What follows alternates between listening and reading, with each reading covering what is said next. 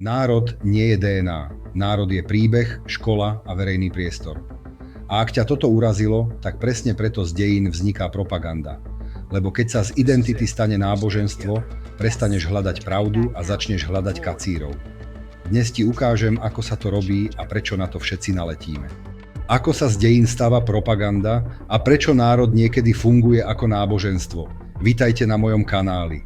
Ak ste tu náhodou noví, nezabudnite dať odber, ak sa vám video bude páčiť, nezabudnite dať like a komentár. Ak sa chcete stať členmi tohto kanála, môžete tak spraviť tlačidlom pridať sa. Veľmi mi to pomôže pri ďalšej tvorbe takýchto videí. Ďakujem. A teraz poďme späť k videu. Keď povieš, že národ je moderný projekt, časť ľudí to počuje ako urážku. Keď povieš, že národ je posvetný, časť ľudí to počuje ako povolenie prestať rozmýšľať. A presne tu začína problém, ktorý dnes rozoberieme. Lebo najväčšie hádky o dejinách často nie sú o faktoch. Sú o identite. O potrebe cítiť, že patrím, že mám hodnotu, že som doma, že som súčasť niečoho väčšieho. A keď sa história stane náhradou za sebavedomie, vie byť nádherná, ale vie byť aj nebezpečná. Začnime úplne vecne. Moderný národ nie je len to, že žijú ľudia na jednom území a hovoria podobne. Moderný národ je veľké spoločné my, ktoré funguje aj medzi ľuďmi, ktorí sa nikdy nestretnú. Benedict Anderson to pomenoval presne tým, že národ je imaginovaná politická komunita, predstavovaná ako obmedzená a suverénna. Nie preto, že je vymyslená ako lož, ale preto, že je predstavovaná v hlave. Cítiš spolupatričnosť s ľuďmi, ktorých nikdy neuvidíš, lebo zdieľate symboly, príbehy a verejný priestor. A toto je prvý kľúč k propagande. Ak je národ založený aj na predstavách, potom sa dá s predstavami pracovať. Dá sa ich posilniť, dá sa ich zúžiť, dá sa ich nafúknuť, dá sa do nich naliať strach, hnev alebo pýchu. A keď niekto ovláda predstavivosť, ovláda aj emócie. Preto je tak jednoduché, aby sa dejiny stali zbraňou. Teraz druhá vec, ešte tvrdšia. Ernest Gellner hovorí, že nacionalizmus je politický princíp, ktorý chce, aby politická jednotka a národná jednotka do seba zapadali. Inými slovami, aby hranice štátu a hranice národa boli to isté. Toto nie je večný zákon prírody. Toto je moderný tlak. A keď sa tento tlak objaví, začnú sa v spoločnostiach robiť veľké prestavby. Školy, jazyk, symboly, identita, verejný priestor. A teraz si všimni, čo sa stane, keď sa tieto dva rámce stretnú. Národ je predstavovaná komunita a zároveň politický tlak, aby sa naše zhodovalo so štátom. Keď to ide dobre, vznikne stabilita a sebavedomie. Keď to ide zle, vznikne hystéria. A hystéria je živná pôda propagandy. Čo je propaganda v serióznom zmysle slova? Nie je to len klamstvo na plagáte. V odbornom rámci sa propaganda chápe ako forma komunikácie, ktorá sa snaží dosiahnuť reakciu, ktorá slúži zámeru propagandistu. Nie je to neutrálne presviedčanie. Je to účelové smerovanie emócie a správania. Jacques Ellul to posúva ešte ďalej. Ukazuje, že propaganda nie je len psychologický trik, je to sociologický jav, ktorý funguje v masovej spoločnosti a cez médiá, ktoré vytvárajú verejnú mienku a potom ju vedia stabilizovať a meniť na akciu. Propaganda nie je len o tom, čo si myslíš, je aj o tom, ako sa prispôsobíš, ako sa zaradíš. Ako budeš cítiť, že my sme my a oni sú oni. A teraz sa dostávame k jadru dielu. Ako sa z dejín stáva propaganda. V praxi to funguje cez 3 mechanizmy, ktoré si dnes ukážeme tak, aby si ich začal vidieť v komentároch aj v politike. Nie preto, aby si bol cynický, ale preto, aby si bol odolný. Prvý mechanizmus je zjednodušenie. Propaganda berie komplexnú minulosť a zmení ju na rozprávku. My sme vždy dobrí. Oni sú vždy zlí, my sme vždy obeť, oni sú vždy vinník. A keď je príbeh jednoduchý, mozog si vydýchne. Už nemusíš niesť šedú zónu. Už nemusíš riešiť kompromisy, triedy, regióny, protirečenia, medzistavy. Môžeš cítiť, a to je návykové. Lenže história nie je rozprávka, história je chaotická. A dospelosť je práve schopnosť zniesť chaos bez toho, aby si musel vymyslieť dokonalých hrdinov a absolútne monštra. Lebo ak hľadáš dokonalosť, skončíš pri viere, nie pri poznaní. A to je moment, kedy sa národ začne správať ako náboženstvo. Toto je druhý mechanizmus. Národ ako náboženstvo. Má svojich svetcov, ktorých sa nesmie dotknúť kritika. Má svoje posvätné dátumy, má svoje posvätné miesta a má svojich kacírov. Kacírom sa stane každý, kto povie, že hrdina bol aj človek, že mal chyby, že robil pragmatické rozhodnutia, že niektoré príbehy sa zveličili. V normálnej spoločnosti je to diskusia, v národnom náboženstve je to rúhanie. Tu sa hodí Pierre Nora. Nora rozlišuje medzi pamäťou a históriou. Pamäť je živá, emocionálna, skupinová, viazaná na symboly a miesta. História je kritická rekonštrukcia toho, čo už nie je. Keď spoločnosť stratí zdravú rovnováhu, pamäť začne chcieť byť históriou a história začne byť obviňovaná, že ničí pamäť. A presne vtedy vzniká boj o posvätné dejiny. Aby som to povedal úplne jasne, pamäť je prirodzená. Je normálne mať emocionálny vzťah k minulosti. Problém je, keď emócia začne diktovať fakty, keď už nehľadáš, ako to bolo, ale či to podporuje náš príbeh. Keď sa pravda stane hrozbou, lebo narúša komfort legendy. Tretí mechanizmus propagandy je selektívna pamäť. Vyberieš si len to, čo sa hodí. Nepríjemné vymažeš, zložité skrátiš, nejasné zmeníš na istotu.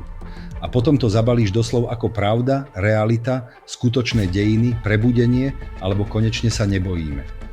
Tieto slová sú často signál, že ide emócia pred poznaním. A tu príde nepríjemná, ale oslobodzujúca veta. Každá identita, aj tá zdravá, používa výber. Aj seriózna učebnica si vyberá, čo dá do osnov. Rozdiel je v tom, či priznávaš, že vyberáš, alebo sa tváriš, že si objektívny hlas vesmíru. Propaganda sa vždy tvári, že len ona hovorí čistú pravdu a všetci ostatní klamú. To je poznávacie znamenie. A teraz spojíme tieto mechanizmy s tým, čo sme riešili v predchádzajúcich dieloch. Keď sme hovorili, že moderný národ je projekt, hovorili sme o školách, tlači, spisovnom jazyku, kultúrnych sieťach. Anderson veľmi silno ukazuje rolu tlače, médií a spoločného čítania pri vzniku predstavovanej komunity. To znamená, že moderný národ nie je len pocit, je to infraštruktúra verejnosti. A práve preto propaganda vždy útočí na infraštruktúru verejnosti, na školstvo, na médiá, na učiteľov, na historikov, na to, kto má autoritu rozprávať príbeh. Lebo kto rozpráva príbeh, ten vytvára hranice my. Kto je náš, kto je cudzí, kto je hrdina, kto je zradca. Aby sme boli féroví, nie každý národný príbeh je automaticky zlo. Eric Hobsbawm a Terence Ranger ukazujú, že veľa tradícií, ktoré vyzerajú starobilé, je v skutočnosti pomerne nové a niekedy vedome vytvorené. Nie preto, aby ľudia klamali ako zločinci, ale preto, že moderné spoločnosti potrebovali symboly, ktoré ich držia pokope. To môže byť funkčné, to môže byť dokonca nevyhnutné. Ale je tam hranica. Ak tradícia slúži na kultúru, súdržnosť a orientáciu, môže byť prospešná. Ak tradícia slúži na to, aby si nemusel zniesť realitu a aby si mohol nenávidieť, potom sa mení na jed. Propaganda totiž nepotrebuje, aby si bol múdry. Propaganda potrebuje, aby si bol jednotný. Aby si reagoval rovnako ako ostatní. Aby si cítil rovnaký hnev, rovnakú pýchu, rovnaký strach. A presne to je dôvod, prečo sa v propagande tak často opakuje slovo my. Tu sa oplatí spomenúť aj koncept kultúrnej pamäti. Jan Assmann rozlišuje medzi každodennou komunikatívnou pamäťou a dlhodobejšou kultúrnou pamäťou, ktorá sa udržiava cez texty, rituály, inštitúcie, symboly a kanonizované príbehy. Toto je opäť neutrálny mechanizmus, ale ak sa kultúrna pamäť zmení na dogmu, dostaneš národné náboženstvo. A teraz prečo je toto v strednej Európe tak citlivé? Lebo stredná Európa je priestor prelínania. Menili sa štáty, hranice, právne rámce, jazyky miest a vidieka, sociálne vrstvy. Identita bola dlho viacvrstvová. V takom prostredí je extrémne ľahké vyrobiť konflikt z jedného slova. Stačí povedať Veľká Morava, Uhorsko, uhorský, maďarský, Slován, Slovák a už to horí. Lebo ľudia necítia, že sa bavíš o pojmoch. Cítia, že sa bavíš o ich hodnote. A presne preto je dnes najväčší luxus dospelosť. Dospelosť je schopnosť povedať, že môžem mať rád svoje dejiny a zároveň zniesť, že nie sú rozprávka. Môžem mať úctu k symbolom a zároveň pripustiť, že symboly majú funkciu. Môžem mať hrdosť a zároveň niesť aj nepríjemné kapitoly bez toho, aby som musel všetko poprieť alebo všetko ospravedlniť. Ak chceš vidieť, že či sa z dejín stala propaganda, pozri sa na to, ako sa komunikuje. Keď niekto používa dejiny ako vysvetlenie, bude hovoriť o kontexte, o vývoji, o protirečeniach, o zdrojoch, o tom, čo vieme a čo nevieme. Keď niekto používa dejiny ako zbraň, bude hovoriť v absolútnych vetách. Vždy, nikdy, pravda, lož, zradca, vlastenec a hlavne bude tlačiť na emóciu skôr, než ti dovolí položiť otázku. A teraz ti dám jeden praktický test, ktorý odporúčam každému, kto chce mať zdravú identitu. Skús si predstaviť, že sa ukáže, že jeden tvoj obľúbený príbeh je zveličený alebo zle interpretovaný. Čo sa stane? Ak sa ti rozpadne sebavedomie, tak tvoje sebavedomie nestojí na realite, stojí na legende. A legenda je vždy krehká, lebo sa dá zneužiť. Zdravá identita sa nebojí pravdy, lebo pravda nie je nepriateľ národa. Pravda je ochrana pred manipuláciou. Pravda je jediná vec, ktorá z národa spraví dospelé spoločenstvo, nie len emocionálny dav. Preto tento diel nie je proti národu. Tento diel je proti tomu, aby sa národ zmenil na náboženstvo, ktoré potrebuje kacírov. Tento diel je proti tomu, aby sa z histórie stal súd, ktorý potrebuje vinníkov. Lebo keď sa história zmení na súd, vždy si nájdeš vinníka aj tam, kde ho nepotrebuješ. A keď si spoločnosť zvykne žiť v súdoch, prestane budovať budúcnosť. Bude len trestať. A teraz úplne konkrétne, aby to nebolo abstraktné. Propaganda miluje tri veci. Miluje symbol, miluje nepriateľa a miluje jednoduchú vetu. Symbol je háčik, nepriateľ je palivo, jednoduchá veta je vírus. Keď sa tieto tri veci spoja, dostaneš obsah, ktorý sa šíri rýchlejšie než argument.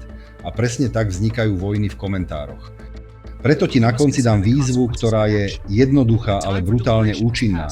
Skús sa v komentári pohádať bez toho, aby si použil slová vždy, nikdy, zradca, vlastenec. Skús sa pohádať tak, že najprv definuješ slová. Čo myslíš pod národom? Čo myslíš pod identitou? Čo myslíš pod štátom? Lebo ak sa naučíš definovať slová, prestaneš byť ovládaný emóciou. A teraz háčik do ďalšieho dielu. V 9. dieli urobíme niečo, čo bude pre ľudí nepríjemné, ale neuveriteľne užitočné. Ukážeme si konkrétne manipulačné triky, ktoré vidíš každý deň. Vytrhnutá veta z kontextu, falošná historická analogia, zámenné pojmy, preklad slov, ktorý mení význam a slávna technika buď si s nami, alebo proti nám. A keď to raz uvidíš, už to neuvidíš len v politike. Uvidíš to aj v tom, ako sa ľudia hádajú o dejiny na internete. Ak chceš, napíš mi do komentára jeden historický mýtus, ktorý ťa najviac vytáča. Nie preto, aby sme sa hádali, ale preto, aby sme ho rozobrali vecne, bez urážok a bez legendy. Čaute.